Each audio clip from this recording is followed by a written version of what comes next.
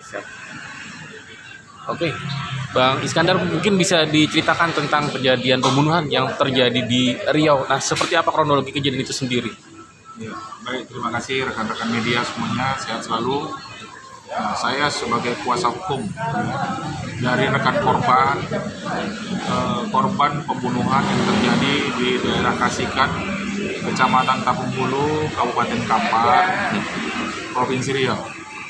Nah, kita berterima kasih kepada Polres Kampar dan jajaran telah melakukan penangkapan kepada eksekutor yang melakukan pembunuhan kepada Suryono.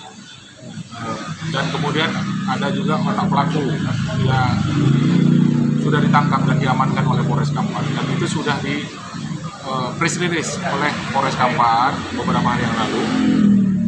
Dan ada 2 DPO lagi yang belum tertangkap. Inisialnya itu adalah TS dan kemudian DS. Ya.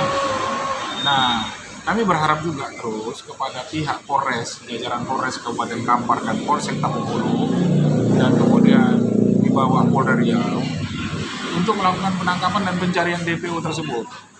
Karena sampai saat ini di daerah Kasikan, Tapung Hulu itu belum aman. Jadi masyarakat di sana belum nyaman karena ada beberapa otak pelaku juga yang belum tertangkap. Ya. Nah, kemudian di sini kami juga membuat laporan ke Propam Polda Riau, yang mana ada oknum kepolisian yang berinisial AP yang diduga melindungi inisial HH dan para DPO. Nah, sebelum terjadinya pembunuhan pada tanggal 18 Agustus 2025, ada mereka melakukan rapat, ya kan? Yang ada di sana itu saya terlihat ada Kapolsek Tapung Hulu, ada Kanit, dan kemudian ada orang yang ditangkap, yang DPO tersebut ditangkap, yang di dalam foto tersebut, dan kemudian ada oknum kepolisian, anggota Polsek Tapung Hulu juga hadir di sana. Nah, kami melaporkan beliau, ya, yang mana ada hubungan antara oknum tersebut yang kami laporkan ke Propam Polda Riau dengan inisial HH ini yang diduga otak pelaku pembunuhan korban Suryono pada tanggal 18. Nah, tadi saya komunikasi dengan Kanit dan Kasat Reskrim Kanit Polsek Tapung Hulu, ya kan, Bapak Zulkarnain, kemudian Pak Kasat Reskrim Polres Kampar. Mereka tetap meminta doa restu dari kita semua untuk melakukan penangkapan kepada DPO-DPO tersebut.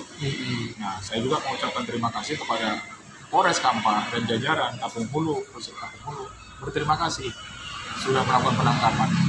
Tapi masyarakat melalui saya juga kuasa hukum daripada rekan korban meminta yang 2 DPO ini siapa. Ya, tadi kan inisial sudah saya sampaikan, ya, supaya ini membuka siapa sebenarnya yang melakukan pembayaran kepada orang-orang ini, ya, baik otak pelaku, pencari eksekutor, termasuk yang membawa sepeda motor itu belum tertangkap.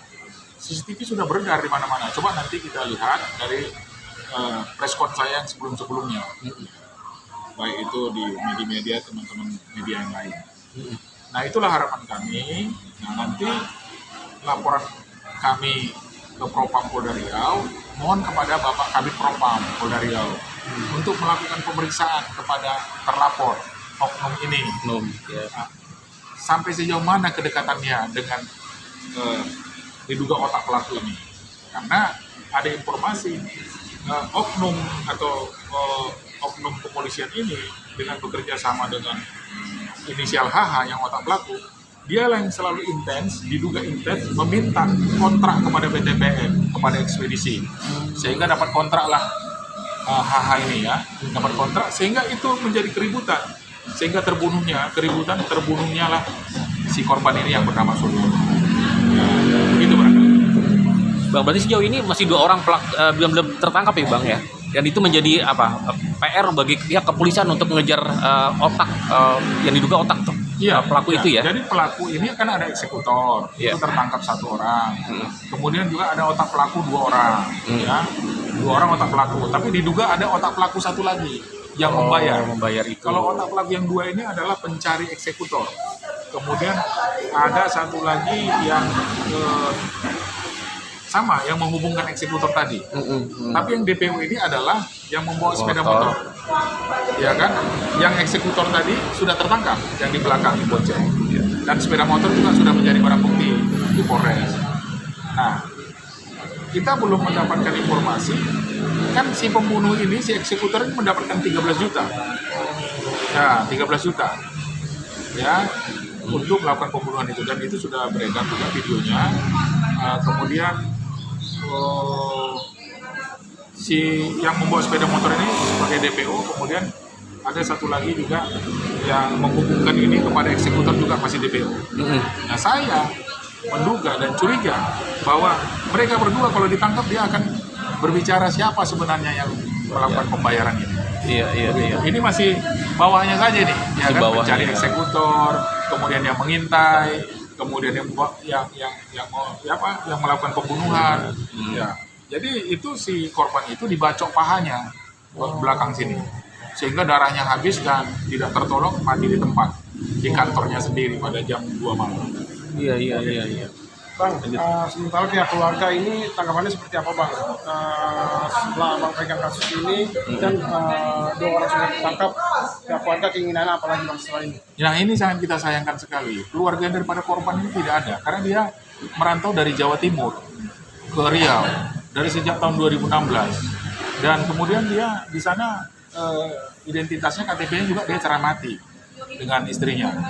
Jadi tidak ada keluarganya di sana, tapi dia berorganisasi baik dengan masyarakat di sana. Sehingga dia dipilih menjadi ketua koperasi SPDI. Nah, orangnya bergaul begitu kan, sehingga ini yang kita sangat sayangkan. Kita minta juga kepada masyarakat atau pihak kepolisian yang mengetahui siapa namanya si Suryo ini, keluarganya siapa yang dari Jawa Timur.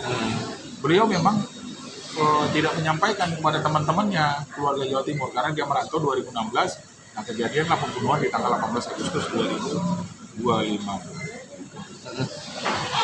Informasi yang dapat sejauh ini digali dari motif otak pelaku pembunuhan akhirnya melakukan hal itu seperti apa yang Abang dapatkan? Ya, itu yang saya sampaikan tadi bahwa motifnya adalah karena persaingan mendapatkan proyek tadi, kontrak. Ada ketidakadilan di situ kah dalam pembagian uang? Nah, saya tidak paham sampai di sana kalau masalah uang. Jadi ini ekspedisi yang dari Sumatera Utara dari Medan, dia membuat 2 kontrak, padahal ini koperasi, yang ini pribadi. Tapi dibilangnya kontrak, sehingga keributan di lapangan untuk bongkar pupuk ini siapa yang membongkar? Padahal legalitasnya koperasi yang berbadan hukum, yaitu si Suryono tadi. Sementara yang Haji HH tadi mendapatkan kontrak itu pribadi.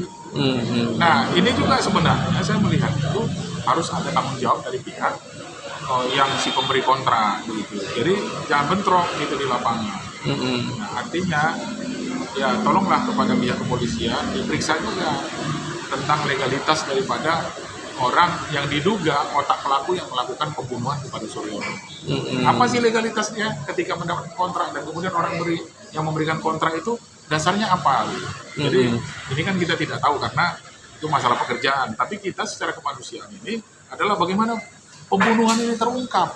Pelaku-pelakunya sampai otak pelaku ini pembunuhan loh. Betul. Masalahnya orang hilang. Betul. Jangan ketika dia kalah dalam berbisnis, dalam kontrak, kemudian membunuh orang dan menyuruh orang, membayar orang.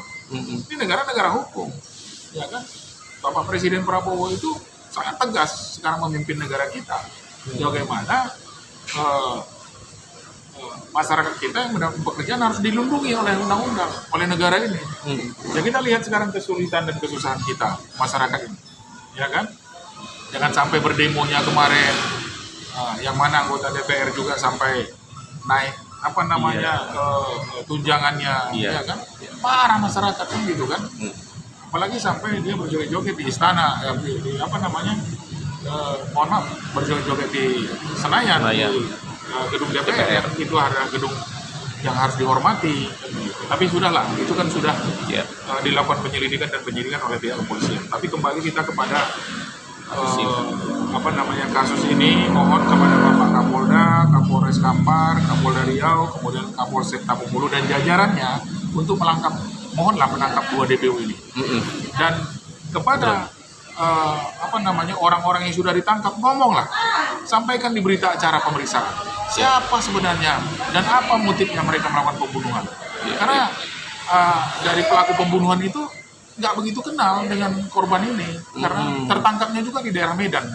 Ya kan, di Medan ditangkap. Jadi diduga dia dibayar, kemudian dia datang, bunuh orang, langsung berangkat lagi ke Medan sana. Medan. Akhirnya ditangkap di sana. Kan gitu.